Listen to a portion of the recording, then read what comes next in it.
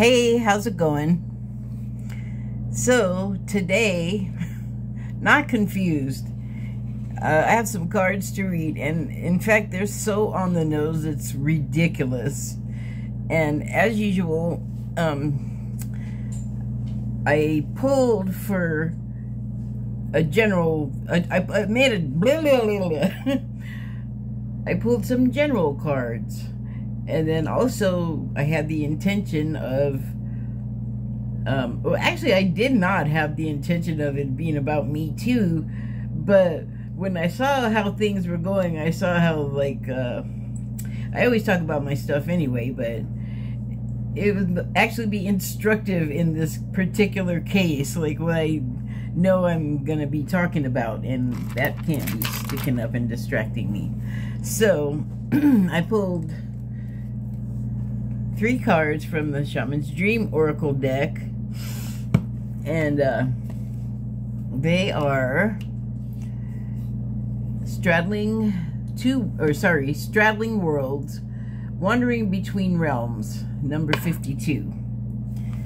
And then I pulled, for the first time ever, Horseman, Herald of Change, number 30.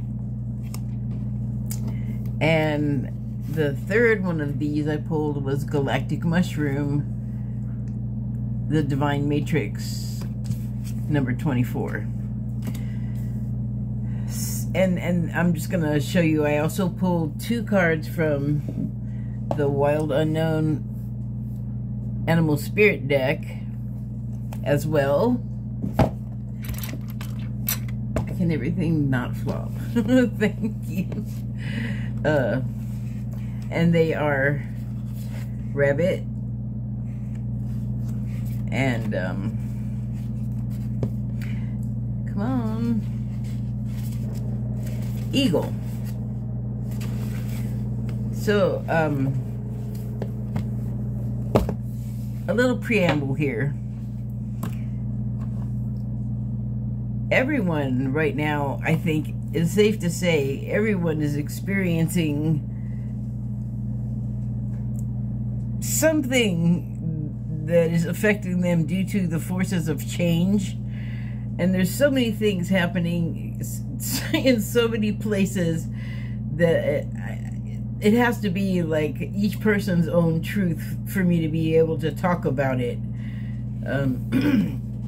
But it can be visible to us on a large scale, and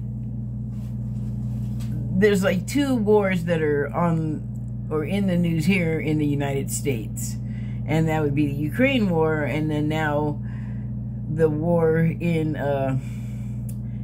Israel, with Palestine and Israel killing each other basically.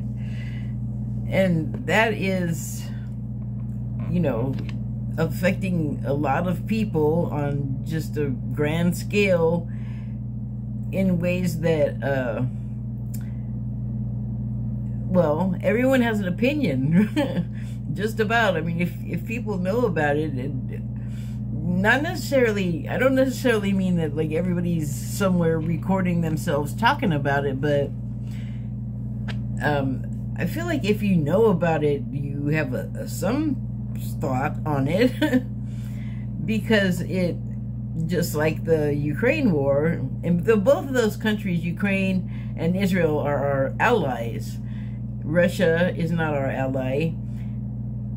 And Palestine, I don't know what the hell is up with anybody in Palestine. They're so small, they're so isolated. They're not a force, and then, you know, Hamas does something, and everyone in Palestine is Hamas. Sorry, I'm having an opinion about it, and I didn't want to do it, and I just, since I started, I'll just say that I don't care why, what land, whatever, the death hurts, and I feel like it's just wrong, and it should stop. That's my feeling on all of the wars. So that's going on, and like I have been sort of talking about having some ups and downs in my own life. Several people close to me have lost a parent, and you know, one that's like really close to me that I actually see all the time, like face to face and share the room with, that lost a parent. You know, her parents or their parents were together still, so she now has an elderly parent that anyway that is lost his better half, and those people were together for like over 2 decades. And I mean, if you're gonna stick that long, you know, and you haven't killed each other, I don't know, like I feel like they actually liked each other or more loved each other. And I know that to be the case with this family in general. So I know that, like, that's hurting her, that's hurting him because he lost his other half. And I just learned from this person that that parent is now sick, which with people like I've described, they tend to follow each other through the veil pretty quickly, and she knows that. So she's got other stuff going on in her life that's not my business to tell, but like they have a lot of stuff going on. I have a lot of stuff going on. Other people I know do, and it's, you know, the people that are in or near or in any way happen to do with the wars are being affected, you know. So, and that's just stuff that I'm naming. There's plenty of stuff I'm not naming, you know, out there. And it's all part of a mass shift, I guess. This is what it looks like when, like, a shift as in awakening, you know, like woo-woo and, I don't know, meditate and yoga, that kind of thing. Kundalini. So yeah, and those are what I said. Like, I'm just trying to give people keywords if you don't know what the heck I'm talking about with shifting. But if you're here, you probably have an idea what I mean. But anyway, lots of us doing it, and it just occurred to me, maybe, you know, just all of those things that made the violence happen falling into place, because it took years of stuff. And just the conditions became conducive to having a war. Not funny, but in both cases, there was tipping points or something. And if you follow politics and history and blah, blah, blah, that was visible. So, it's like part of the change thing, too, though. The wars are definitely like, we want it this way or we want it this way, and no one can, like, talk to each other anymore, so we just gotta, I don't know, beat it out of each other until the one that's killed more people gets to have it their way. Terrible. That just describing it makes it sound worse if you, even if you already know how it is. That did not sound great. Can we, man, when are we going to get over that? Like, we have to lose so many people because of disagreement? Dislike? I mean, blah, blah. Anyway, lots of people have changes going on in their lives, is what I'm saying. So,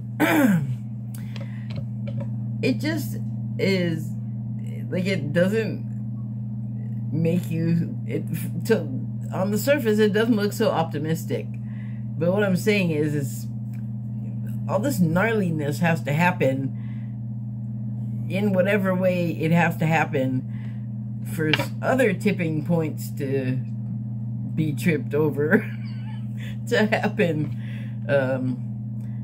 And I guess, like, one time I was listening to Cryon, and it was like years ago, and I guess another wave of new awakeners like myself were out and about talking, and people were like, the shift, the 3 days in the darkness, want to hurry up and do it, want to, like, move to this whole next plane. And it's like, no, not so quick, you.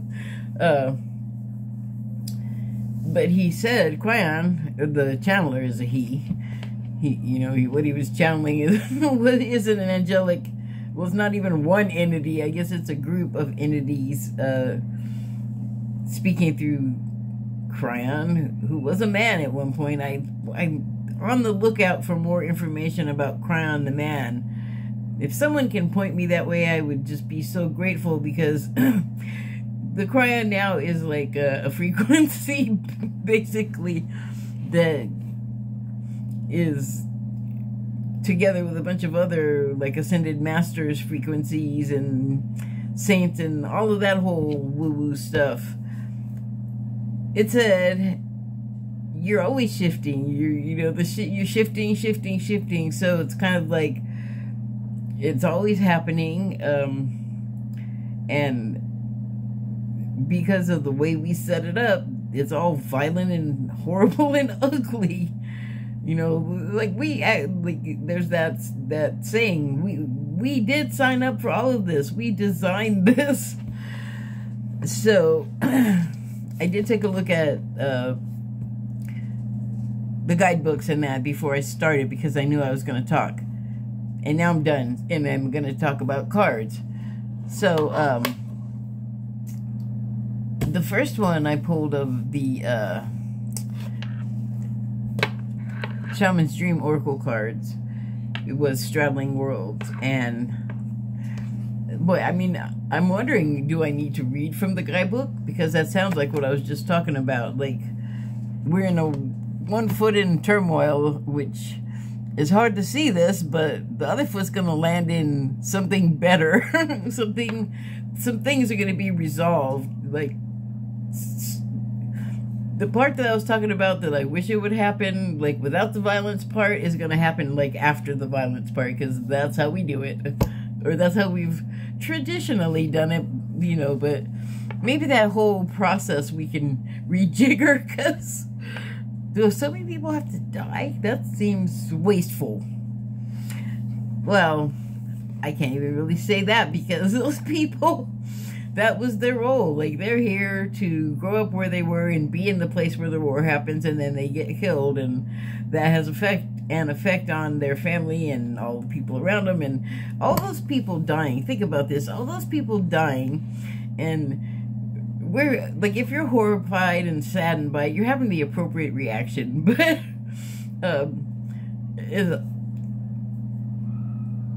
we need to remember that at the same time, we did sign up for this, and so it was our plan to be a tragic infant that got blown up or beheaded. Like, I know it's bad, but we signed up. We didn't just sign up for it, we designed it. So 1 foot in yucky, the other foot headed for so much better. Wandering between realms. Well, I don't know, wandering, I guess. To me, it sounds like 2 feet stuck in one, and 2 feet stuck in places. Again, it doesn't seem like it's a good thing, which brings another saying to mind, which is or it's not really a saying, maybe it's an observation. Let me just say it, and you can decide for yourself. We can be feeling like we're going in circles and even spiraling downward, but the particular place I heard this, they were saying that, if you're at this place, you were drawn here, this is like, you're tuning into it, you know what I mean? So it's meant for you.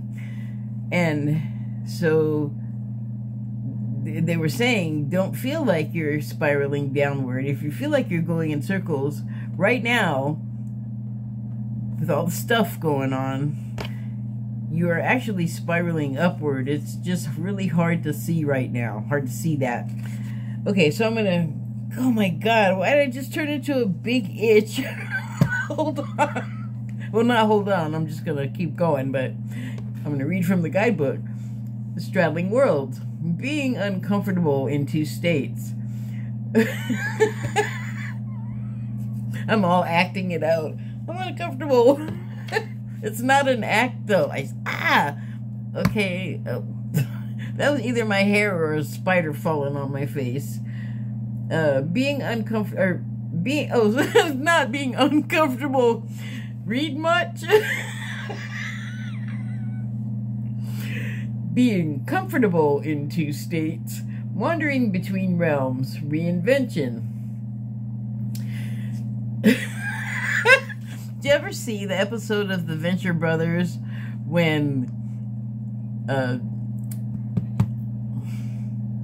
Hank and Dean got killed and new ones had to be made, but a different plot was going on, of course, at the same time, where their father, Dr. Venture, ended up like a person on the Manhattan experiment boat. I can't remember the name of the boat. I'll see if I can. Oops, I don't want to put that there. Where the people on that ship allegedly time traveled, and they went from like Maine to Virginia and back and forth, and apparently that was because whatever the mechanism what context was even that? The machine or whatever they used to make the time travel happen, or to move the ship and the people on it back and forth, they lost control of, and it kept sending them Maine and Virginia, but then other places it would go just be gone, and they didn't know, the scientists and the people monitoring this experiment. Oh my God, nervous laughter. It was out of control. They didn't know where the ship was going when it was gone, and like at that point it wasn't like we had to do like a telegraph. I think they could like phone each other, or radio at least. And so the ship would be gone. They'd be like, is it at your end? No, it ain't here. Well, it's not at our end either. Well, where is it? Isn't that the question? So I guess when it came back, some of the people that were on the boat, the sailors, didn't survive it because, as in the Venture Brothers, I don't know if I finished the thought, but Hank and Dean's father, Dr. Venture, somehow ended up embedded in the wall, so part of him was indoors, and which was like his from the waist up, or like a shoulder, but from the waist up, and then like the rest of him, including his ass sticking out and his legs wiggling, were on the outside. That is why it reminded me of the Manhattan experiment. But less funny was that actually happened to some people, and I don't see how they could have survived that. Someone did say, I'm assuming it was a historian, said that the people did come back that were still alive, that were like partially embedded in the ship that way, but they didn't survive it. So, horrifying, right? Why do I laugh every time I say something horrible? Am I like, can't say that. Am I challenged? Speaking of challenged, here, let's have a brief intermission to look at signs.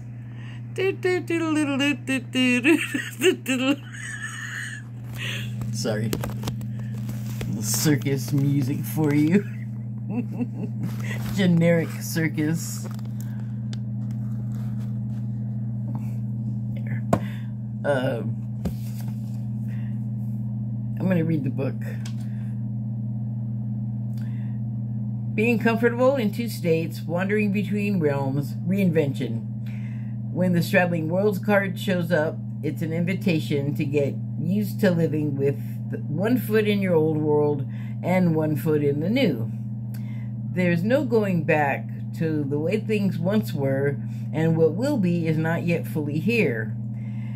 You must find the delicate balance that can bring you delight as you relish the part and all your memories, along with awe as you glimpse the astonishing and exciting future.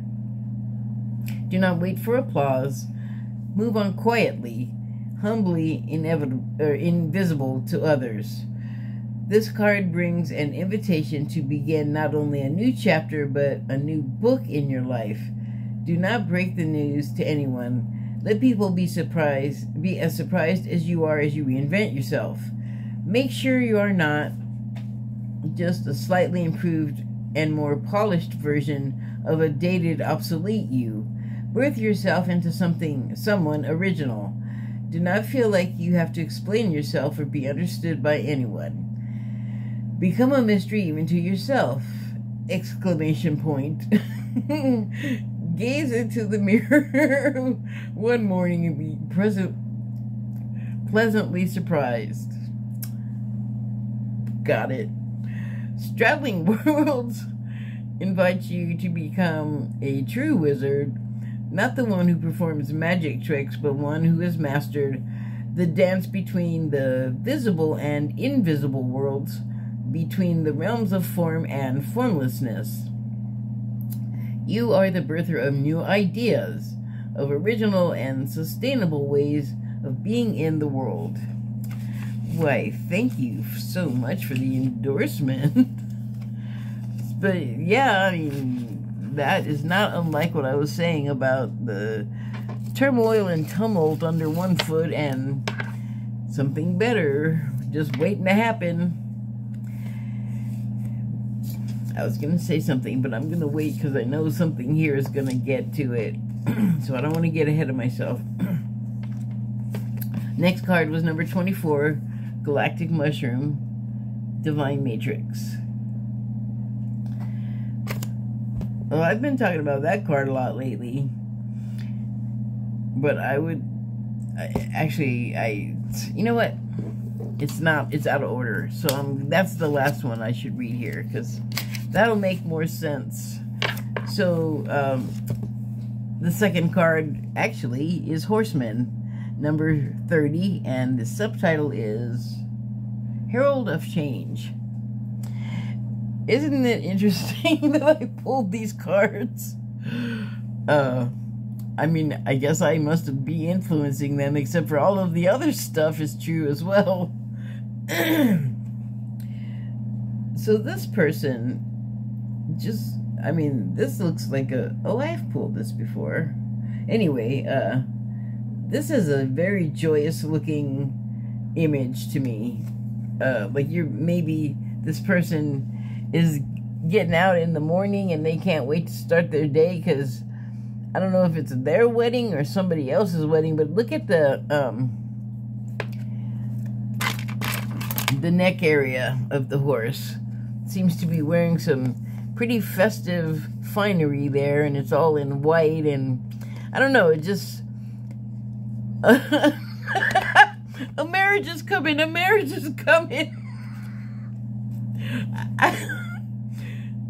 A metaphor.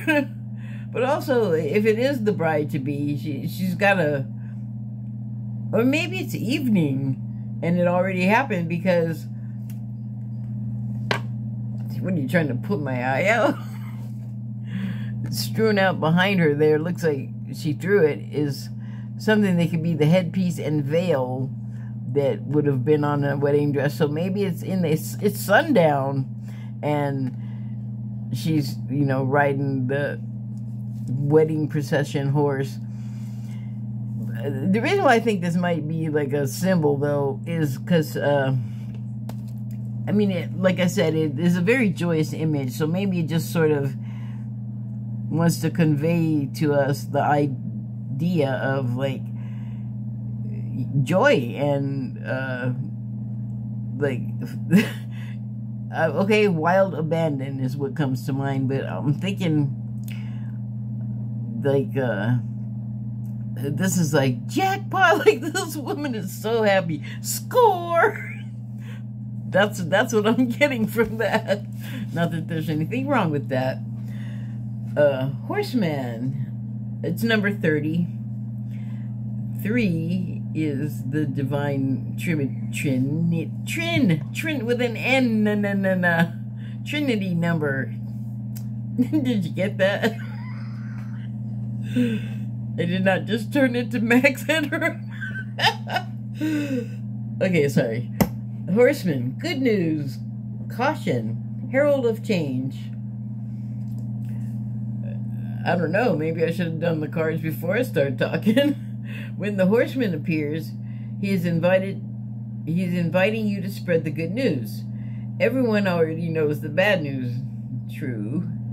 Your task is to point out the beautiful when others see only the ugly.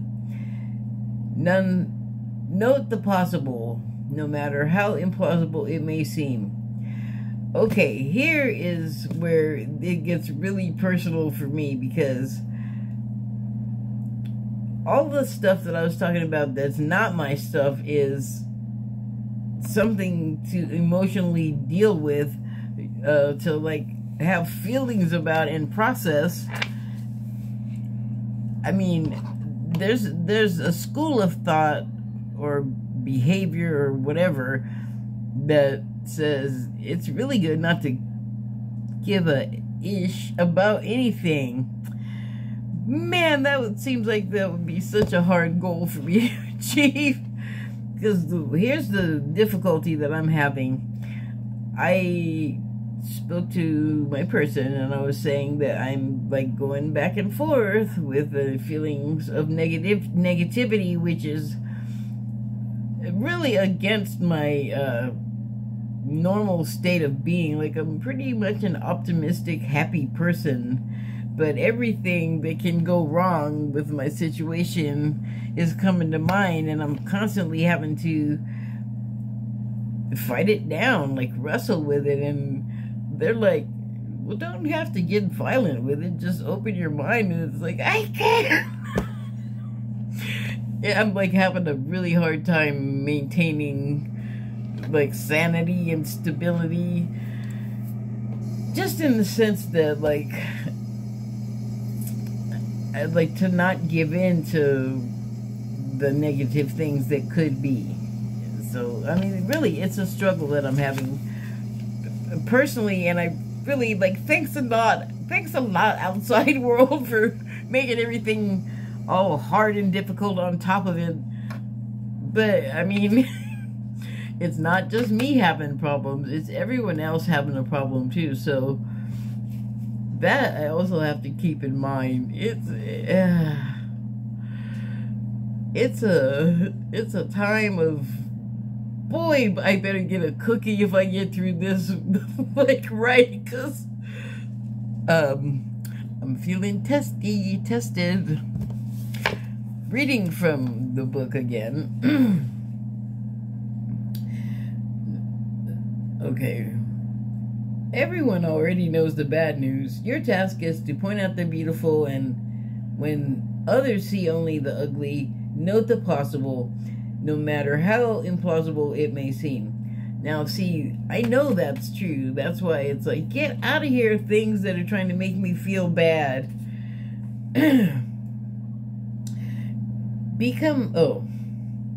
This does not mean becoming giddy or blindly optimistic, but rather reminding yourself that every storm cloud has a silver lining.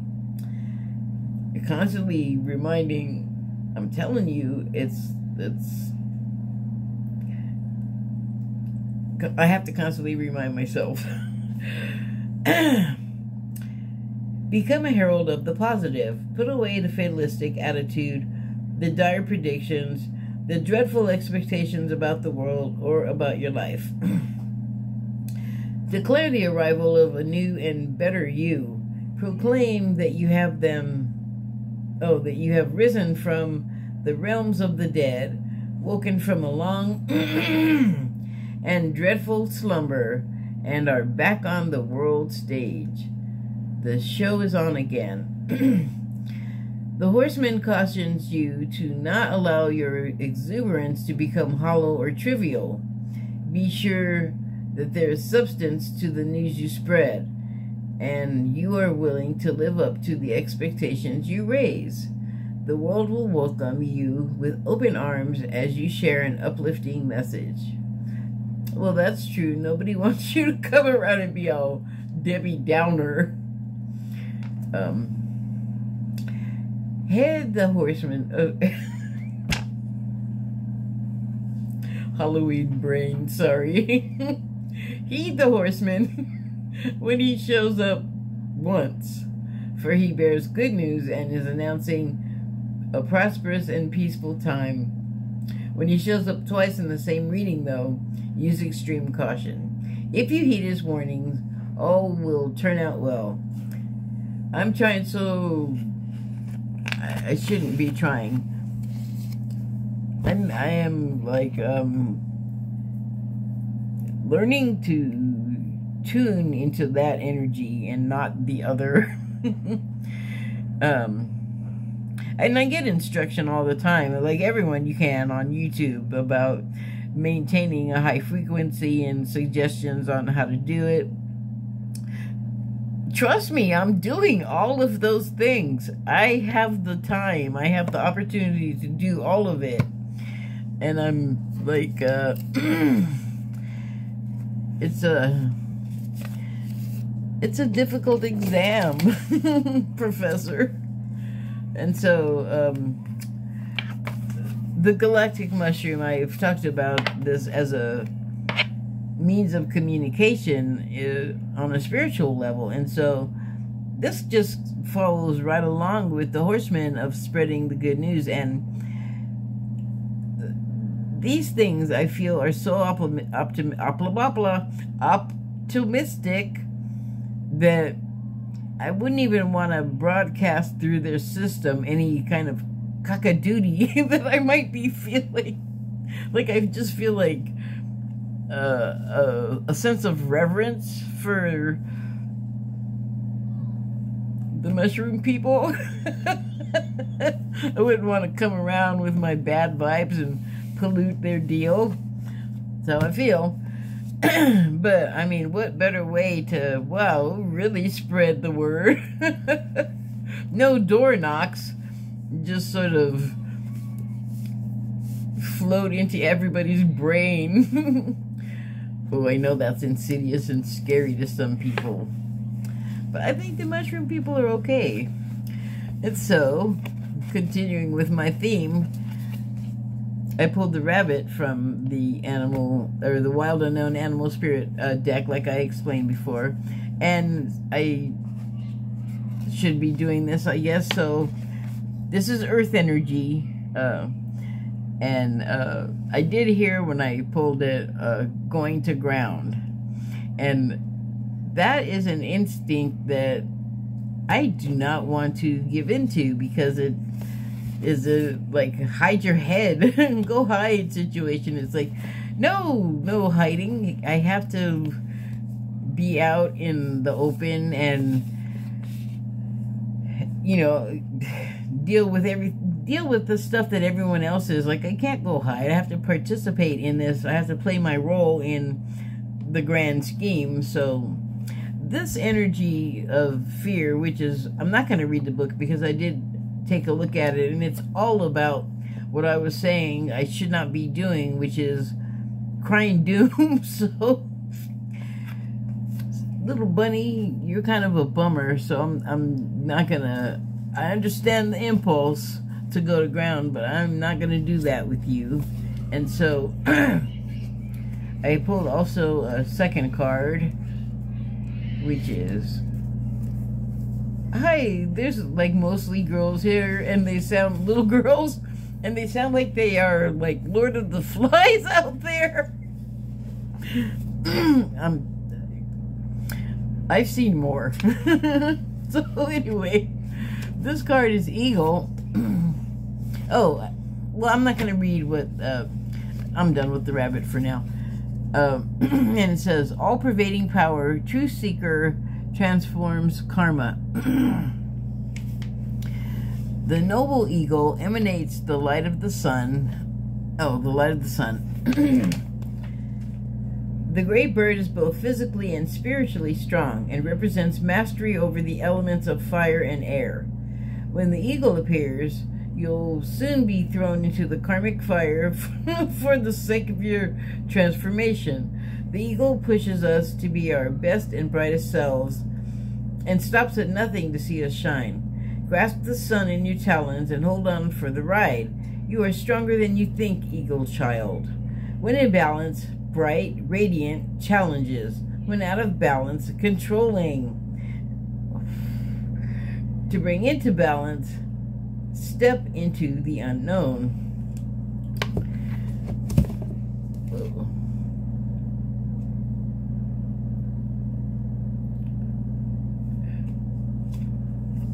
I'm just going to give you a look. Perspective-wise, if that little white marble there is supposed to be the sun, that is one big bird. But, why did I close the page? Because I need to see it to talk about what I wanted to say. There it is. No more terrible music for you. So, this truth seeker, I'm not saying that it's not a quality of this, but what I am meaning to say is that the next thing I want to address, I should say, is transforms karma. So that is something that I definitely have signed on to do, and that just my own is like kind of intense, you know, but also on a level I help as an empath to aid other people with getting through that, like whatever it is, like ascension symptoms, or you know, like some people are aware that that's happening to them, like the shift stuff, and some people are just all like you know, and they don't know why, and they don't, or you know, they don't understand that the things that are upsetting them, like why they're so upsetting, or you know, why you feel so strongly and you're like, this is the right thing, why don't you understand, you're just wrong. Like, we are getting ourselves completely verklempt. So like, people need help, and so like to take some of that off of them basically is what I feel like I can do. Is like that's the kind of healing that I can offer someone,